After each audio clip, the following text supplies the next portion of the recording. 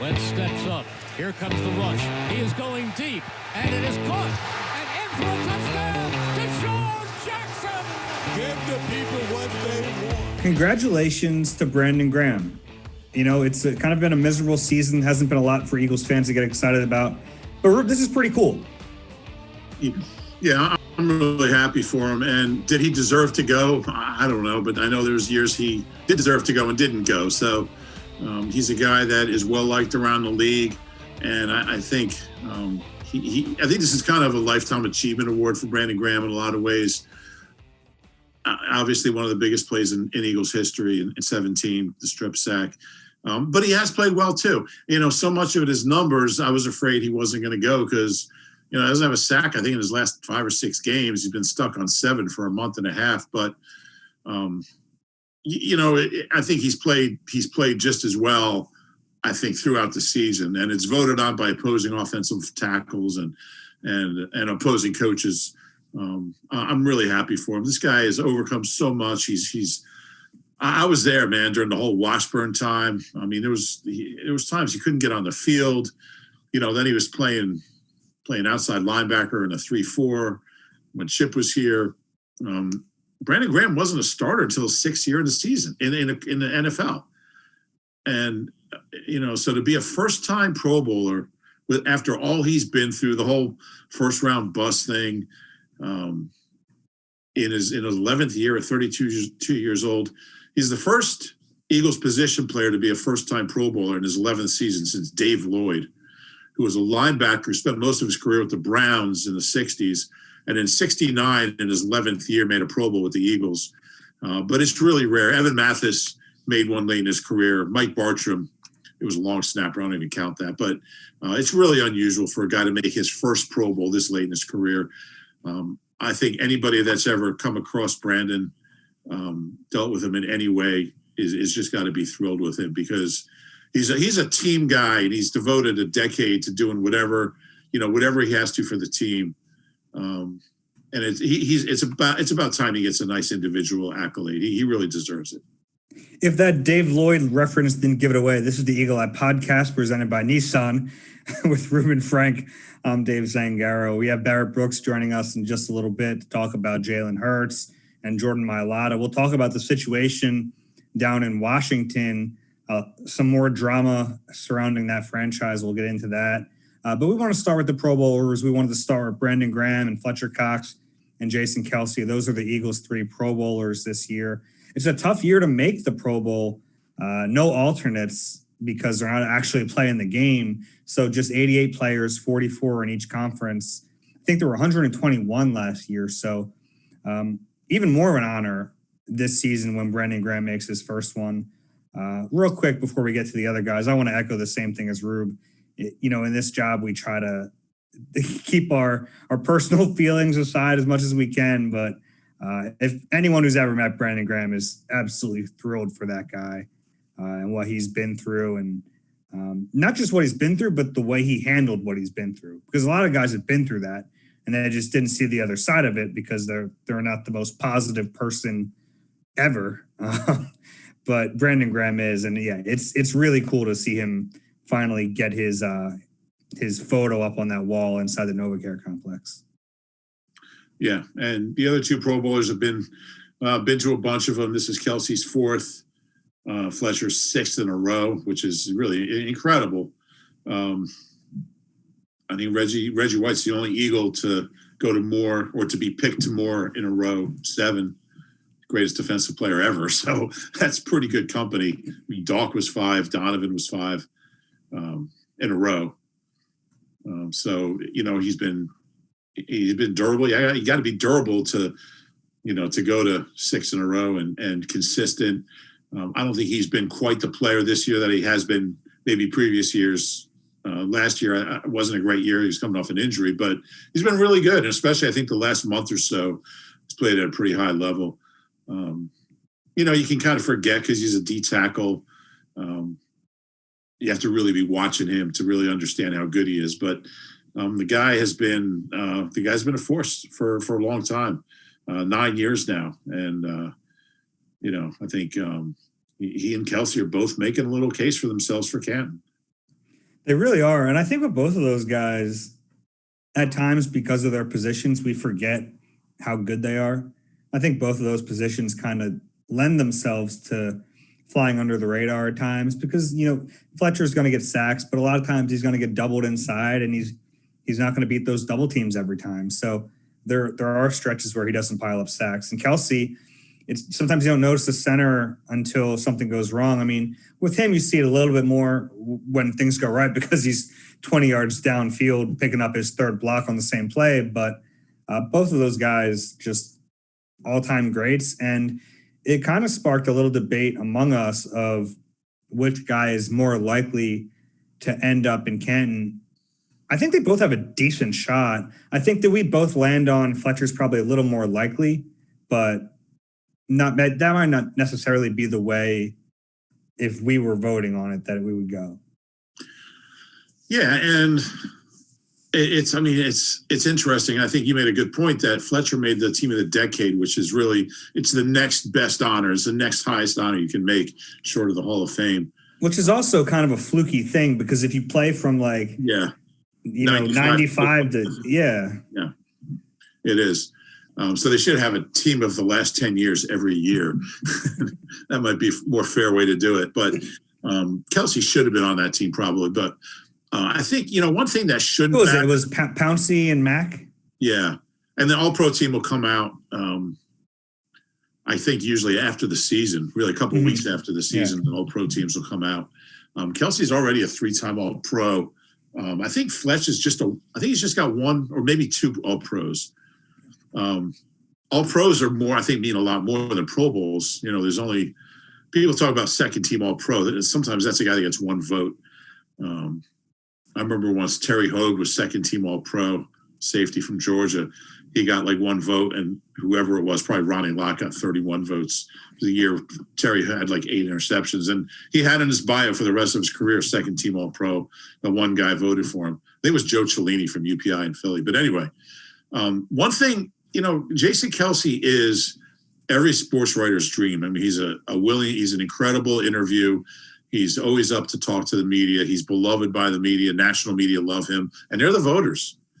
And I don't think it hurts you to not be like that, but I think it can help you. I think it can hurt you. Maybe it hurt T.O. He didn't get into his third year, which is ridiculous. But he pissed off people other than just the media.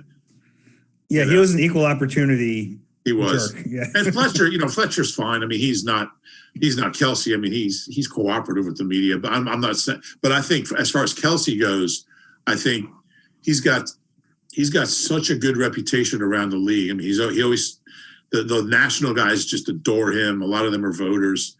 If he makes All-Pro this year, and I think he's got a pretty good shot.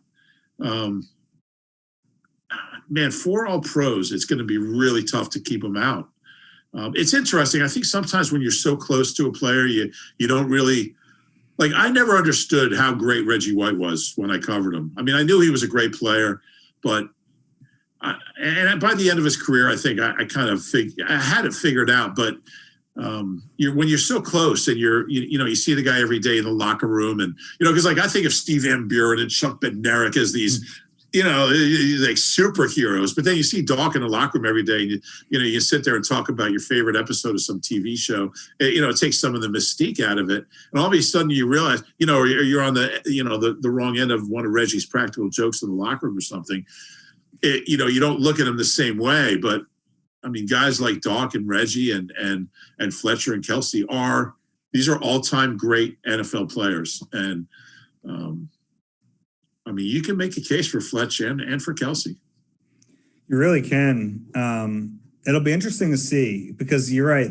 And both of them, they might not be done. I mean, we've talked about the possibility Kelsey might hang it up. Fletch isn't hanging it up after this year. So he can pile up a few more. And Kelsey, if he keeps playing, he'll keep piling up too. Yeah. I mean, Fletch is at the point where as long as he goes out there and plays 14, 15, 16 games and gets 4 or 5 sacks, 6 sacks, he's going to make the Pro Bowl. I mean, him and Aaron Donald are going to make the Pro Bowl every year.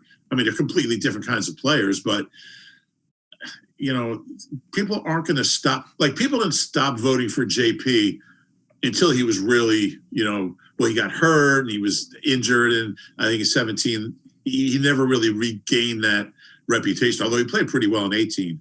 But I think as long as you keep rolling out these seasons and stacking consistent, solid seasons, it's hard for your reputation to go down. Yeah, no, that's fair. And we'll see what happens with those guys. You brought up an interesting point. I called you Mr. Killjoy on Monday night when the Pro Bowl selection came out, but it's a fair point that the Eagles' 3 Pro Bowlers also happen to be their 3 oldest starters, which isn't good. I mean, all these guys were Andy Reid era draft picks of this team. The only 3 Andy Reid players remaining, other than Deshaun and JP, technically is on the roster, but they're the only 3 who are playing right now, and they're the 3 Andy Reid guys. It's not ideal. They've drafted 1 Pro Bowler in the last 5 years, and that's Carson Wentz, he's just got benched. And then before that, you have to go back to Ertz and Lane in 13, Foles in 12. And now we're talking 8 years ago. So it's not a good situation we knew going into this that they weren't going to have any young players make the Pro Bowl. They just, the last young player they had on defense to make the Pro Bowl was Fletcher when he was, starting out in 2014, he made his first one. So, we started thinking about who the next current young player on the team to make a Pro Bowl could be. We talk, I think certainly Mailata, is a guy who's got a shot just because he's improving by leaps and bounds every time we see him physically. He's got it. I think Jalen Hurts, who knows? I mean, it's crazy to talk about since he's only started 2 games. But, you look at the quarterbacks in the NFC, Brady's 43, Breeze is 41, Matt Ryan's 35, 36. I mean, Russell Wilson's 32. Who'd you say? Rodgers is 39, 38, maybe 37, somewhere in there. Even like the Kirk Cousins and those guys are 32. So Kyler Murray's really the only kind of elite NFC quarterback right now. So there's definitely a changing of the guard kind of coming up at quarterback. And if Jalen Hurts because usually the way it is with quarterbacks, if you have an above average year, you're going to make the Pro Bowl. If you throw 25 touchdowns and 11 interceptions in a normal year without a pandemic, without a video game Pro Bowl, but he's got a shot. I think Josh Sweat's an interesting guy because you look at 6 sacks he's played less than half the snaps. I don't know what his role will be, if it'll change next year. If Barnett's not here, you would think he's going to get more snaps. He's getting better, and it's only his 2nd year playing as a defensive player. He didn't play as a rookie, barely played. So I could see him being a 10-sack guy. It's interesting. None of the Pro Bowl defensive ends, edge rushers in the NFC had 10 sacks this year. It was interesting. Trey Hendrickson kind of got snubbed. He have 12 and a half? Yeah. Yeah, and Pierre Paul, he had 12 and a half, and the kid from the Saints had, I think, Hendrickson.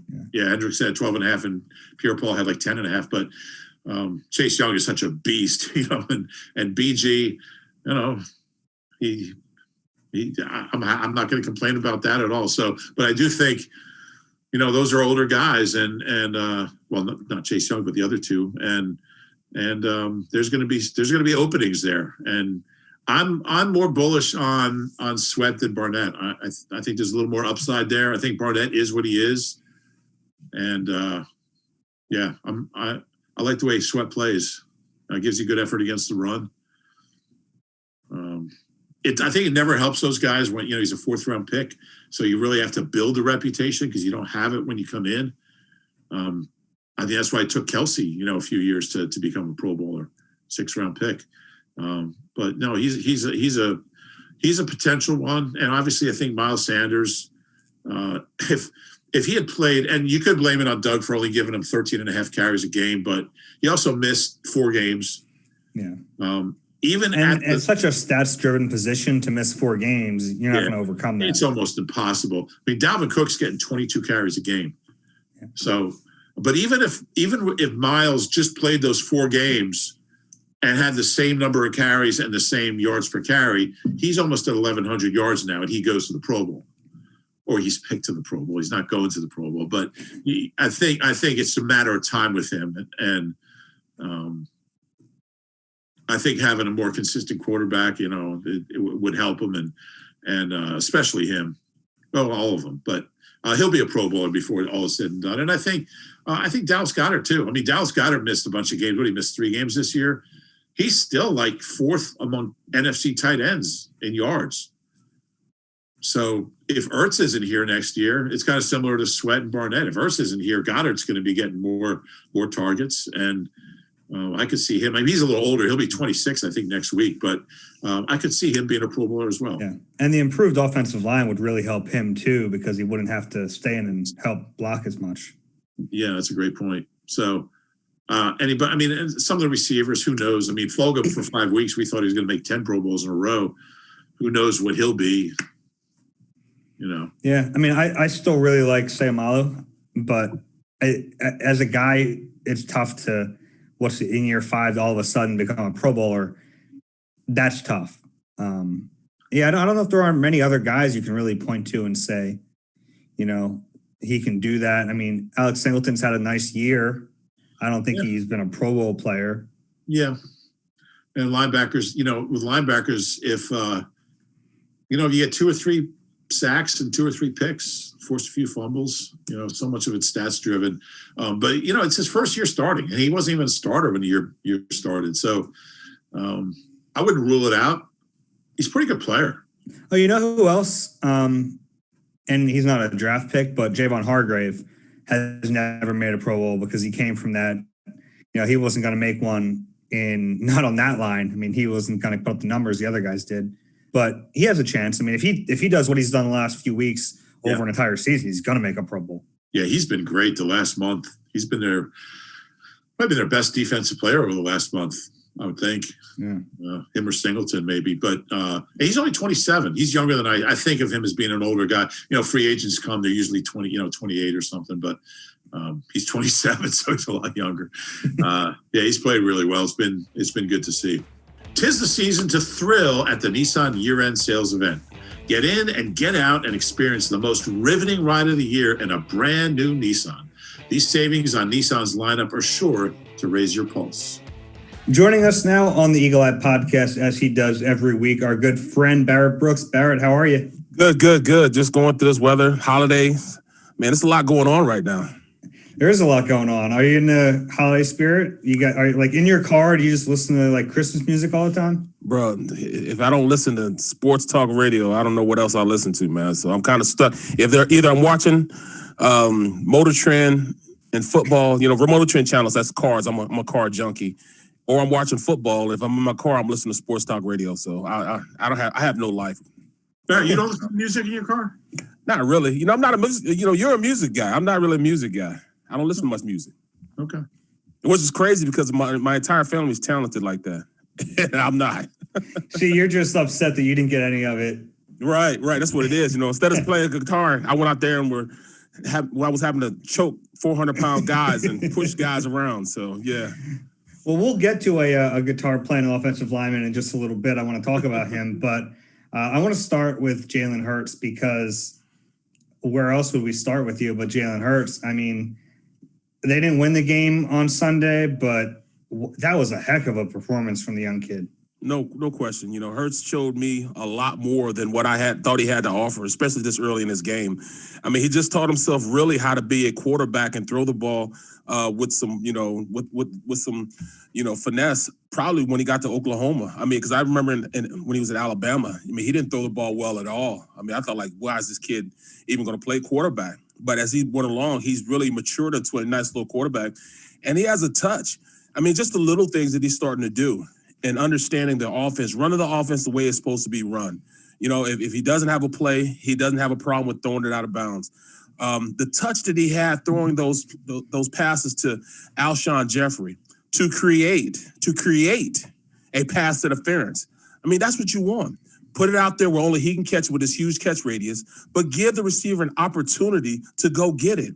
And both passes were right there for Alshon to make the play if he wasn't interfered with. And, it really helped the offense keep going. That's hidden yardage that, it happened. And then, if you look what he did, not this last week, the week before that, for him to convert 3, not one, because we won a whole game, but 3 third down conversions to first down. We had literally games this year where we did not have a conversion on third down. Then we had games we never even entered the red zone. But now, he's put us in a position that we're pretty good in the red zone. We're getting to the red zone. The offense is moving and it's on time.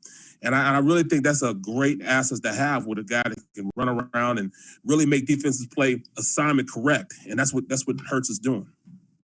I was really impressed with the progress he showed just from the Packers game to the Saints game to the Cards game. It seemed like each game you saw a little bit more from him as far as, like you said, the making, the when to throw it away, when to take off and run, when to find the open receiver.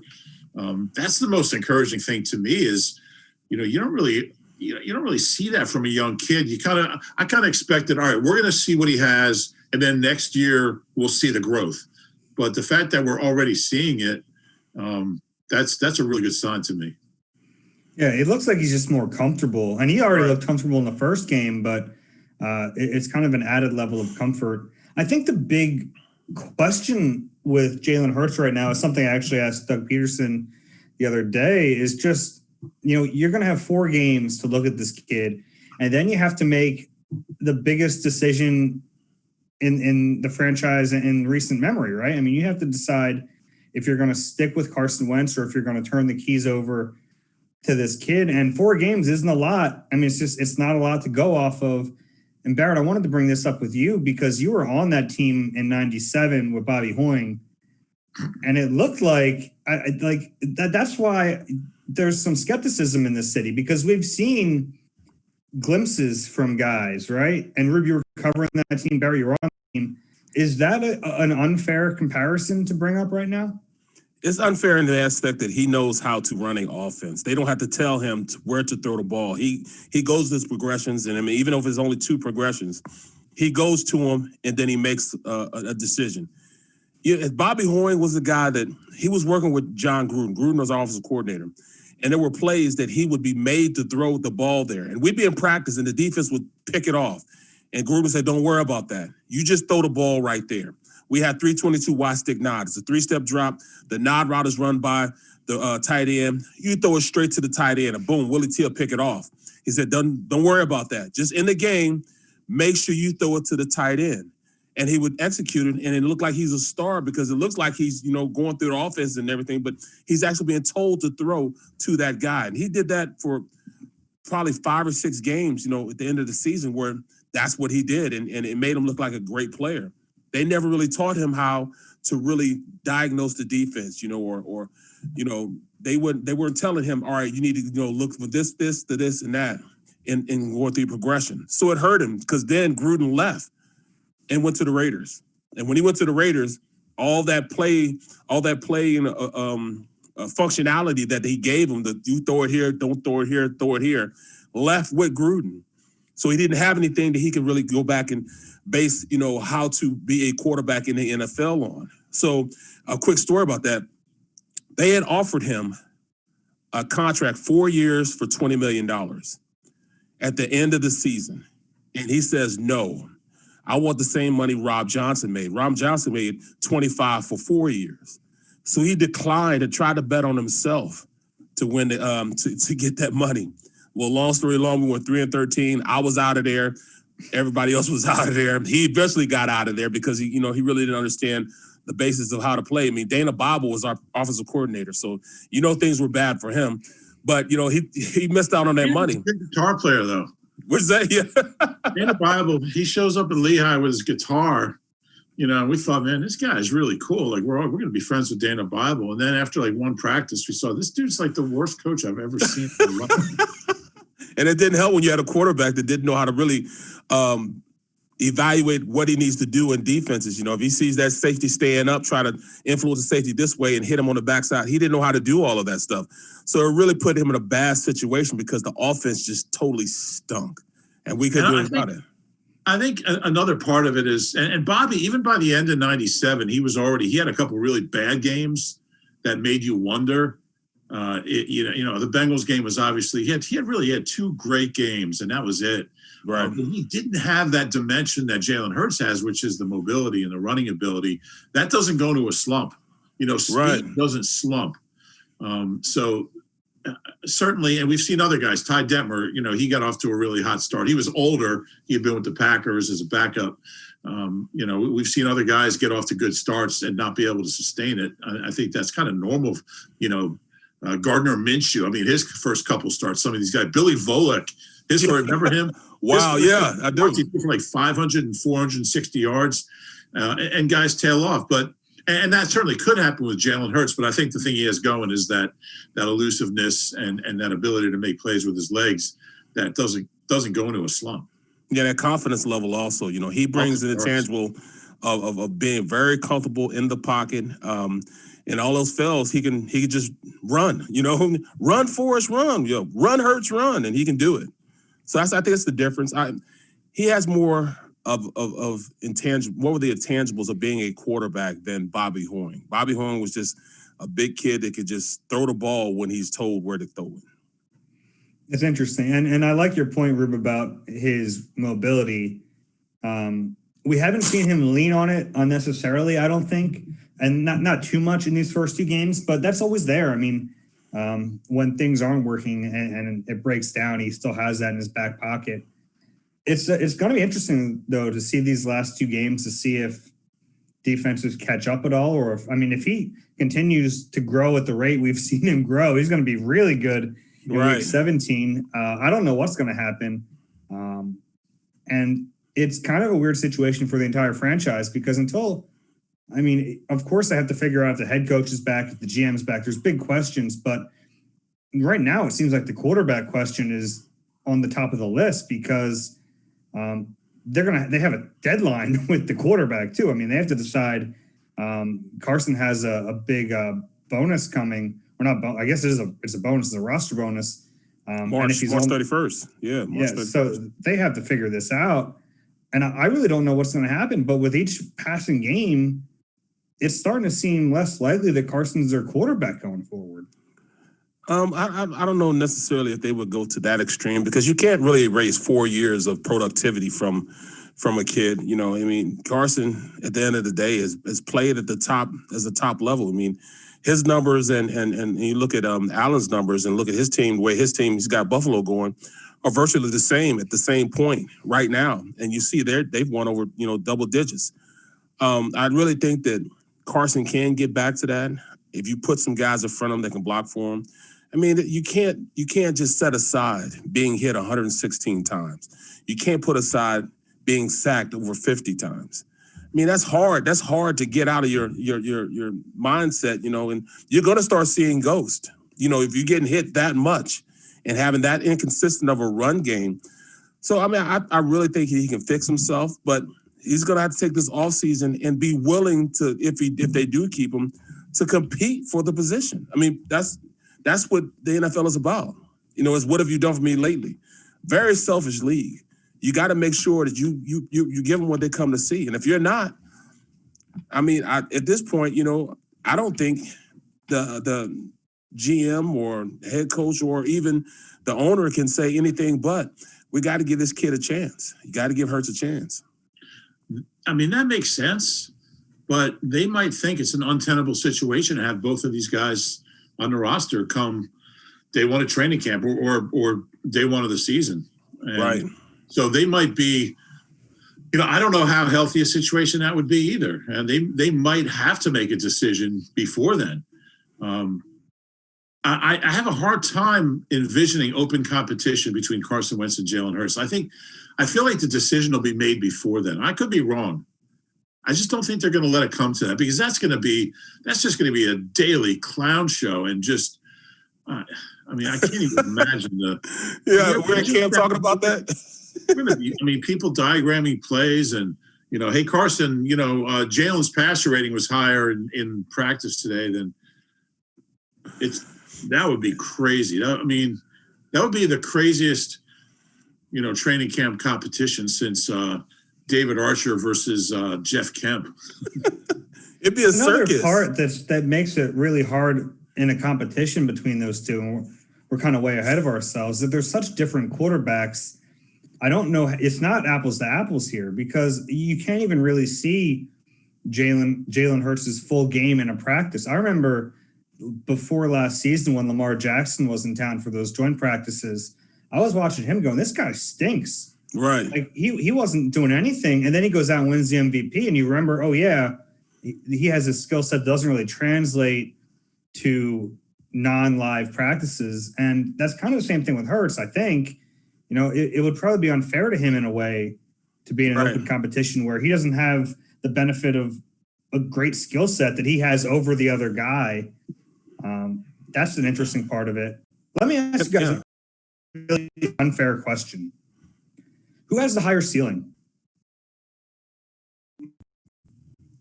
That's really hard because I really don't know. If you're comparing, like when I look at ceilings, I usually try to compare a player to another player. And I look at Carson, and at the same point in his career and where he was, I really compare him to like a Brett Favre or A-Rod type of player.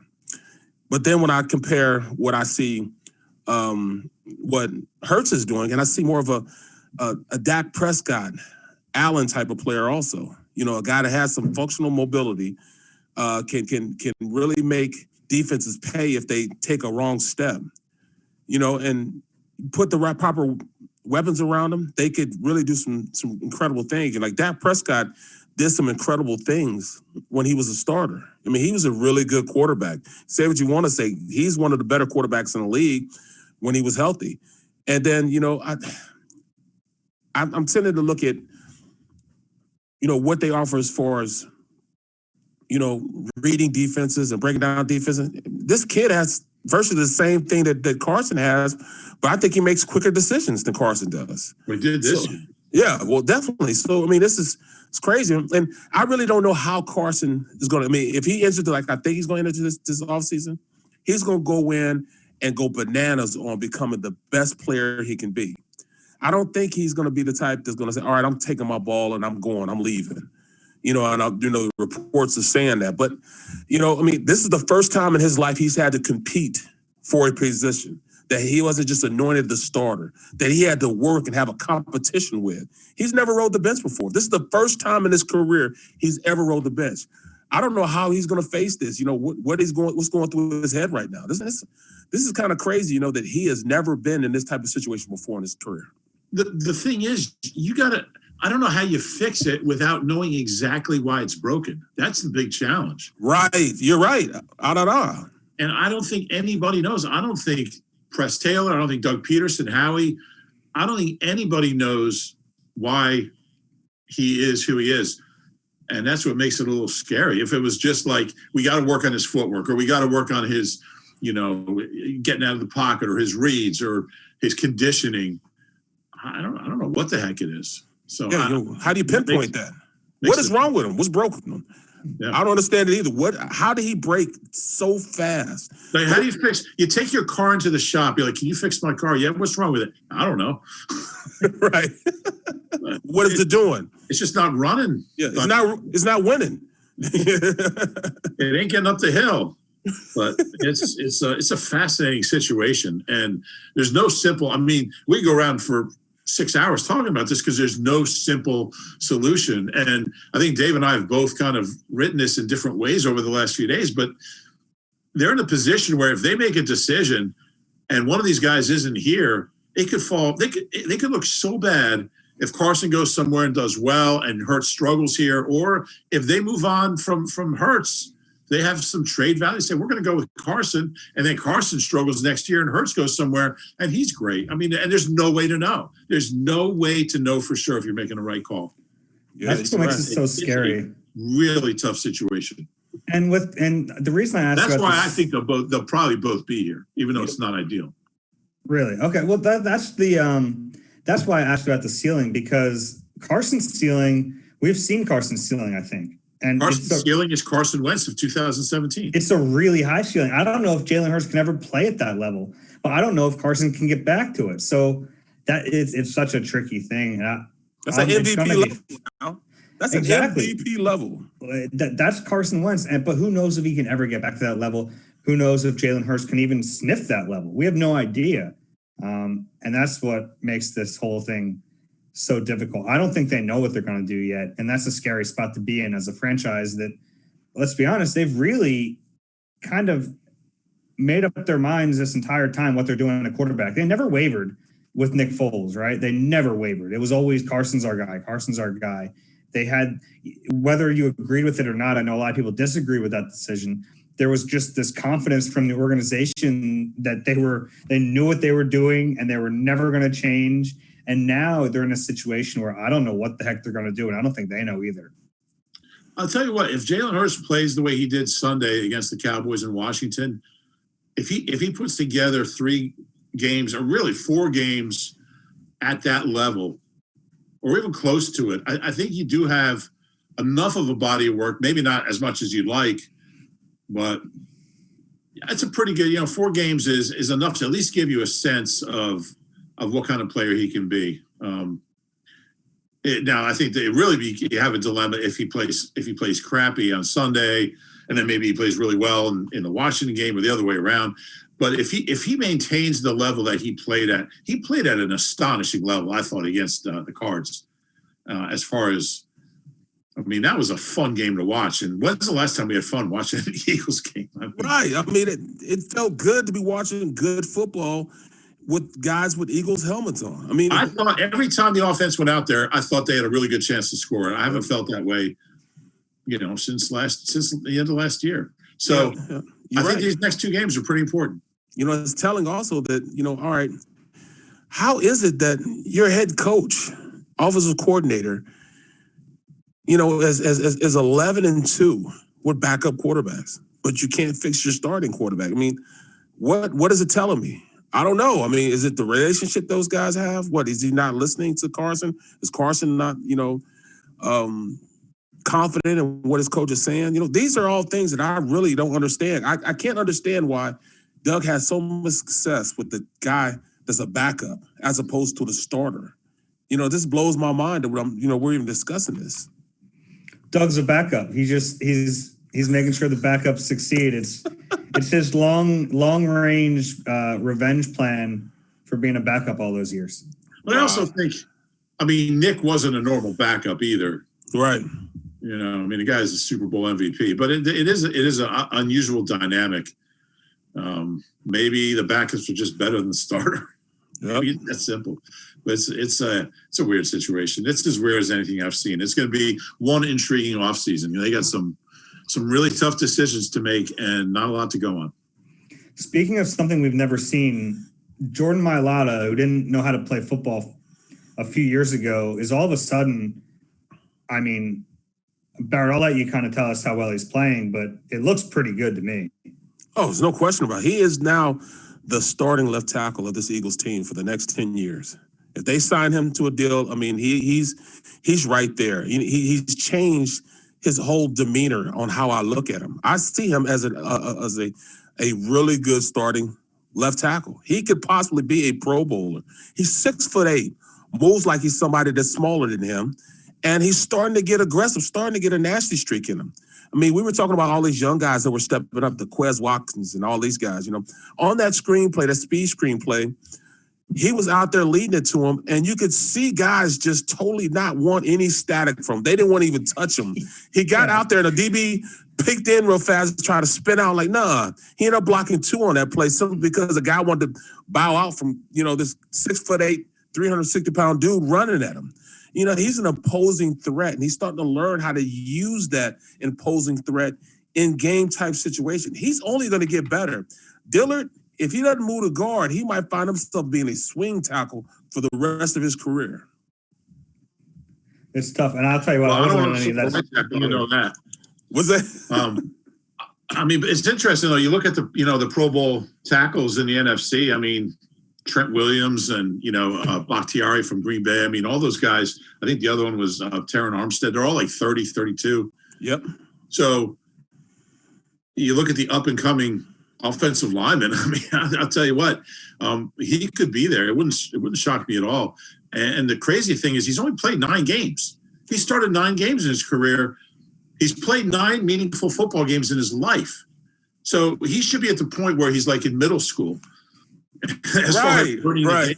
You talk about upside, talk about ceiling. I mean, I don't think anybody can even guess what his ceiling is because he just gets better every day, more comfortable. He's still learning the game. I mean, he's still got a really basic understanding of the game. Dave and I were laughing because he started using some terminology. What was his? He did. What did he say? Oh man, I forget. He definitely started using like real football-y terms. Yeah. And it like kind of caught my ear a little bit. I'm going to look it up and try to remember what he said, because it was something that like a couple years ago he wouldn't have said because he wouldn't have known what the heck it meant. But he's a football player now, and that's the cool thing about it. Right. And, I talked to him, earlier in his career, and then I talked to him leading up into this year. It was actually me and Via Sikahema. And I told him, say, look, man, put the ukulele down. Stop smiling so much, man. It's time to go out and kick some. And once I said that, he looked at me, and then Vi said, no, bro. Sole, this is what you got to do. You got to show these guys you can play. We know you can play. We got to get you out there doing it. And from that point on, something like clicked in him. And he just had a whole different idea because if Vi said something to him, and all those guys respect, all the Polynesians, they respect Vi. I mean, everywhere I go with Vi, they respect him. And because he said that, he kind of changed how he viewed things, And I talked to Vi probably about a month ago, and he said, hey, man, he remembered that conversation we talked to him about. I'm like, wow, that's crazy that, he said that one thing to him, and he has changed his whole outlook on how he approaches this game now. I just looked it up.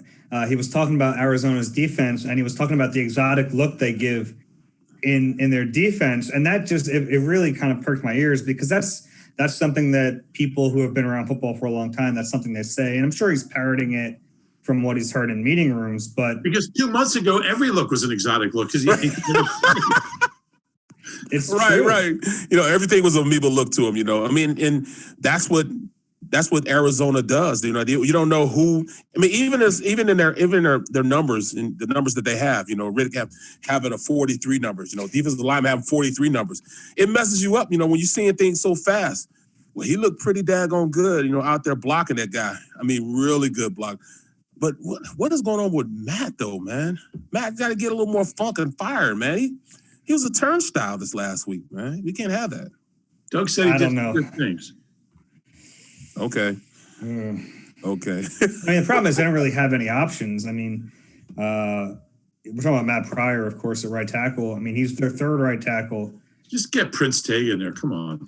Maybe. I mean, Prince Tega's He's still limping his way. Squad. Yeah. He's limping his way through right now. He's not healthy from his knee injury. Brett Toth. I mean, he's also a project.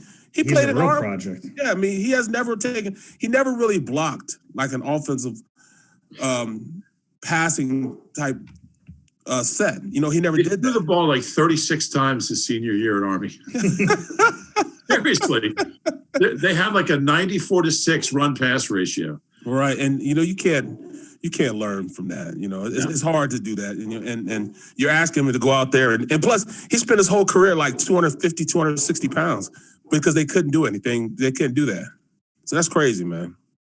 Yeah, and it's a really tough week for whoever the right tackle is just because, I mean, they're going to have DeMarcus Lawrence on the other side. So good luck, Matt Pryor, or Brett Toth, or Prince Tega. Right. And he's looking like, he's trying to rewrite everything that's been wrong with that team for the past couple of weeks. He is balling right now. So then they got Alden Smith is really turning into a really good player also. They seem to find these guys that, low characteristics as far as, being good people, but they go out there and ball, and that's exactly what he is. Alden Smith is balling right now. He is. Yeah, he is. All right, Barrett. Well, happy holidays. Merry Christmas. We'll talk You guys to you again next too. week. All right, fellas, have a good one. All right, All right, Barrett. take it easy. Hey, if you're a football fan, you need to check out the game Sunday Night 7 on the NBC Sports Predictor app. There's no reason not to play. It's totally free, and it's got $2 million in guaranteed cash prizes this year with $100,000 up for grabs every week. All you got to do is make 7 predictions about what's going to happen on Sunday Night Football for your chance to win some serious money. Download the NBC Sports Predictor app today or head to nbcsports.com/predictor to make your Sunday Night 7 picks. Thanks, as always, to our friend Barrett Brooks. Reuben, it's funny. We thought the Eagles on Sunday afternoon, by the time their kickoff comes, we thought they were going to know whether or not they were still alive in the NFC East. It doesn't look that way anymore. That Washington game got pushed back to 4:05. So the Eagles are going to have to play this game not knowing whether or not they have a chance to win the division. Yeah, and I think from a competitive standpoint, that's always a good thing to do. I think it's better. But the Giants game stayed at 1 o'clock. So Washington is going to kind of know if they can win the division with a win. Yeah, that's fair. Yeah, it's interesting goings on down there in Washington. Yeah, the latest Dwayne Haskins caught on social media, or photos that ended up on social media at a strip club without a mask on. Obviously, a COVID-19 violation as far as the league is concerned. He came out and apologized for it. This is his second COVID-related incident this year, so I don't know what's going to happen. But Washington has been pretty strict. I mean, they have a coach who's a pretty strict coach. I wouldn't be surprised to see them suspend him. I wouldn't either. And, you wonder what's going through this kid's head. I mean, he finally, he gets benched and he gets all emotional when he gets back in there when Alex Smith gets hurt, and how this is the opportunity. He's waited for it. He's not going to blow this opportunity. And he didn't know if he'd ever get this chance again, and how much it means to him and his family. And this is what I've been waiting for. And then you do that. Yeah, it's just immaturity, and you can't. I mean, that's the problem at that position. You can't have immaturity at the quarterback position. You can have it at receiver, and you can have it at corner, and you can get by, but it's tough to be a quarterback and have some immaturity problems. But it puts Washington, from a gameplay perspective, in a tough spot because he might not play. We'll see. And Alex Smith has that calf injury. He might not be available, so not a great situation for them. Yeah, so it's Gus Frerotte.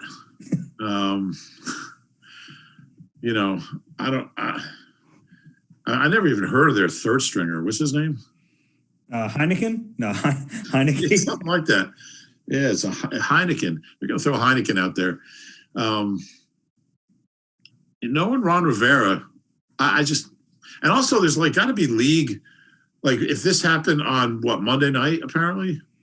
Well, Sunday into Monday. Sunday night after so, I don't even know what the protocols are for, that's got to be considered, close contact without a mask. I don't, Well, the close contact that's only a thing if it's with someone known to have COVID. Yeah, but strip clubs aren't, if there's 50 people in there, I think you have to assume, I don't know. I don't know. I don't know what the policy is on that. Maybe you went to an unpopular one. Yeah, maybe. It's just so dumb. But knowing Ron Rivera, who, he's and I've been around Ron for a long time. I just don't think he's gonna stand for this. But gosh, a division title could be on the line here. Yeah, it's just so selfish. And look, anyone in their private life can do whatever they want, but he's a kid in a situation where his team is relying on him, and it's just stupid. There's no other way to look at it. I got to tell you everything I know about this kid. Their third stringer is, Casey Toole's on that team. Taylor Heineke. It's basically Heineken without the N on the end of it. I don't even know if he's on the roster or the practice squad. No, they have Taylor. 4 quarterbacks on the roster. He'd be the guy to start. They also have Montez, the rookie. Okay, Taylor Heineke played at Old Dominion. Isn't that where Fulgham went? Where did Fulgham go? Oh, this guy's been around forever. Can you hear me? He's been with the Vikings, the Patriots, the Texans, the Panthers, the St. Louis Battlehawks. St. Louis Battlehawks, that's one of your leagues. He's 27, so he's been around forever. So I don't know. Be interesting to see. I mean, there's so much at stake. You throw Taylor Heineken out there. Maybe I think Ron might do it. He might, and we'll see what happens there. We want to thank Barrett for joining us. If you enjoy the Eagle Eye Podcast, do us a favor, rate and subscribe wherever you get your pods. We'll be back with you soon enough with another one. For Rube, I'm Dave. We'll talk to you soon.